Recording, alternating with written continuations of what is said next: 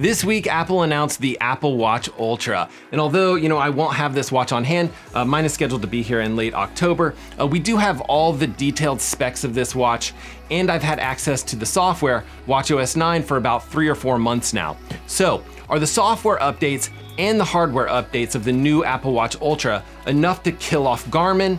Arguably the king of sports endurance watches? Maybe.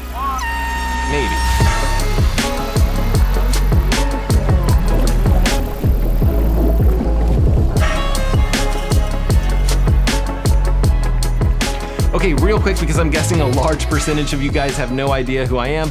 My name is Matt. I'm a washed up jogger who ran 2:30 or so for the marathon a long time ago, and more recently went sub 10 hours in an Ironman distance race.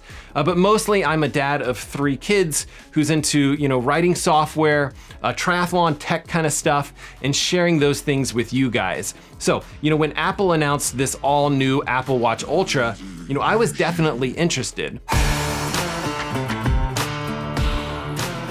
So let's quickly talk about some of those details. Now, the Apple Watch Ultra is a larger 49mm watch. It has a titanium case with an extremely bright 2000 nit Retina display with a 410 by 502 pixel resolution and a flat sapphire front crystal. And just for reference, the Garmin Epix is probably the most comparable watch. It has 1000 nit brightness and a very similar pixel density, 416 by 416 pixels. And with the Epix, I haven't had any issues seeing the display underwater or outside in extremely bright conditions or anything like that. And the new Apple Watch Ultra has kind of an odd looking bump on the right side, but that bump helps protect this new larger digital crown. And it also has an extra button that's customizable, and Apple is calling its action button. Now, I don't want to give Apple a ton of credit just for adding a button to their watch, but it really does feel like it's something that Apple was desperately needing here. Now, I was recently testing the new triathlon functionality that's on watchOS 9 at my local triathlon, and the race happened to start with the athletes in the water, which means that the touchscreen needed to work to start my race, even while wet. So, that was a bit of a nightmare, but I was able to get it going, and I was able to test Apple's new automatic transitions, meaning that you don't have to hit a split button or anything like that between your swimming, biking, and running. The Apple Watch will detect when you finished your swim, it'll make a split, and then T1 and biking and so on and so forth. It'll automatically handle all of your transitions for you. You just have to hit the finish button. And the automatic transitions works really well. But at the start and mid-race and even at the finish, one of my biggest complaints was that the touchscreen was just kind of a pain to deal with. And in my opinion, buttons are just faster and easier to use in those difficult situations. Now, the Apple Watch Ultra is really targeting endurance athletes, and it's basically doubled the battery life. But, I will say that battery life was pretty abysmal to begin with, and the Ultra battery life is now increased to 36 hours of wear, and using the GPS activity tracking for a marathon is gonna be fine. But Apple is kind of saying that you'll need to use the unreleased low power workout mode to make it through something like an Ironman distance race. So, obviously we're gonna do some testing on that, but I think this watch is gonna be perfectly fine for, a lot of you guys that are doing full Ironman distance races. If you're a sub 10 hour Ironman athlete, obviously you're fine. But for those of us that might wanna take our time and really max out our money's worth for those race entry fees, you have a total of 17 hours to finish an Ironman race. And my gut feeling is that this is exactly what Apple is targeting when they're working on their low power workout setting. Now, I wore 2 watches during my last triathlon, the Apple Watch and the Garmin Forerunner 955. And the 955 can go for something like 42 hours depending on which GPS mode you've got set. So by comparison, where the Apple Watch Ultra will, potentially struggle to get through one Ironman race, the 955 from Garmin really could almost do 3 slowish Ironmans back to back to back. And maybe a better comparison is this Garmin Epix, which can go about 30 hours. And again, I will say this is a bit speculative because it is hard to compare the Apple Watch Ultra because the figures are just yet to be confirmed. But this is what we do. This is YouTube. We do whatever we want to, I guess. Now, realistically, it is pretty rare that we're gonna need, 17 or 30 or 42 hours of GPS battery. But as a swimmer and a biker and a runner, I'm definitely looking forward to just having a simple split button. And I'm hoping that Apple uses it to improve, a number of different sports activity, and in particular, lap swimming.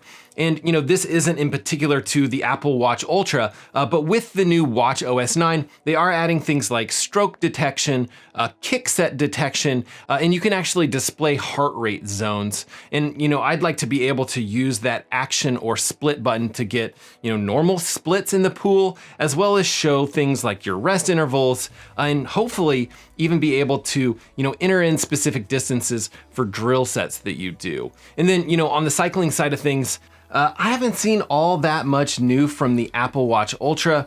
I've been working with Apple for, years, a really long time, and I would just say that they are, notoriously bad at working with, other software vendors, and very difficult to work with when it comes to other hardware vendors. And yes, you can connect your Apple Watch to things like an external heart rate monitor, but I just don't know if there's ever gonna be native support for stuff like power meters or cycling radar units.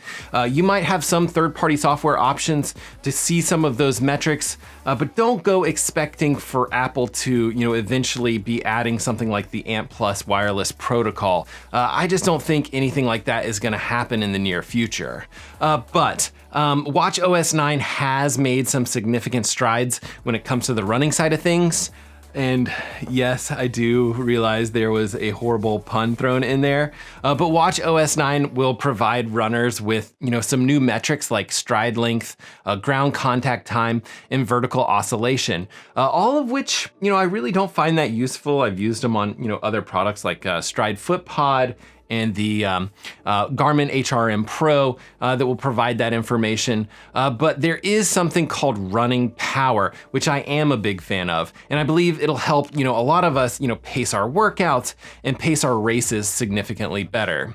Now, Watch OS 9 also will detect when you are running on a track. It's not here yet, but it's a feature that's coming up soon. But that's gonna be fantastic for helping us both, tighten up those GPS tracks, as well as provide us with more accurate track splits when we're doing track intervals. Now, we know that this is helpful because, Coros has it, Wahoo has it, and Garmin has it on a lot of their watches. And I've been using it for a year or two now, and it does end up being a lot better way to use your watch when you're on the track.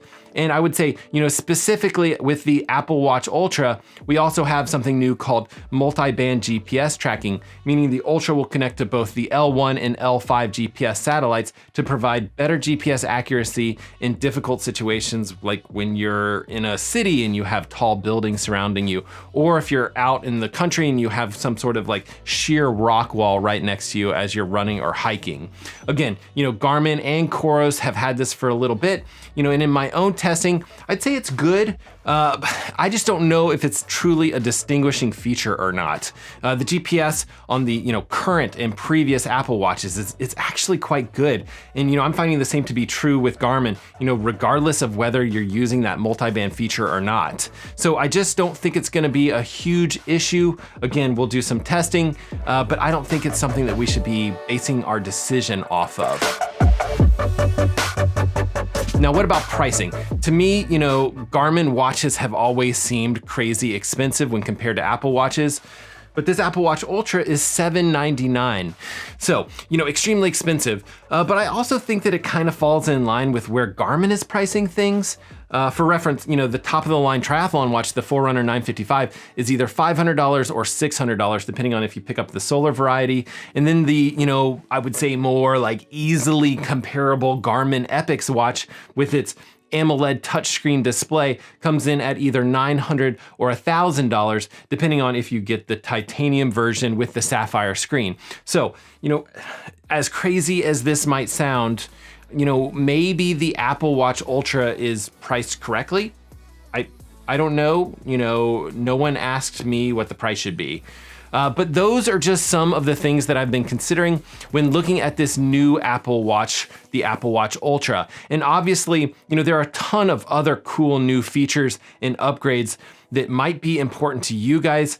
For example, the new Apple Watch Ultra can be used as a dive watch. Not something I do, but super cool. It also has vehicle crash detection. It has a new microphone and new temperature sensors. So, there's obviously so much more to consider with this watch, but as a triathlon watch specifically, I personally don't think Apple has killed off Garmin just yet. I think this watch might do some damage, but I still think Garmin will live to see another day, maybe make another watch or two.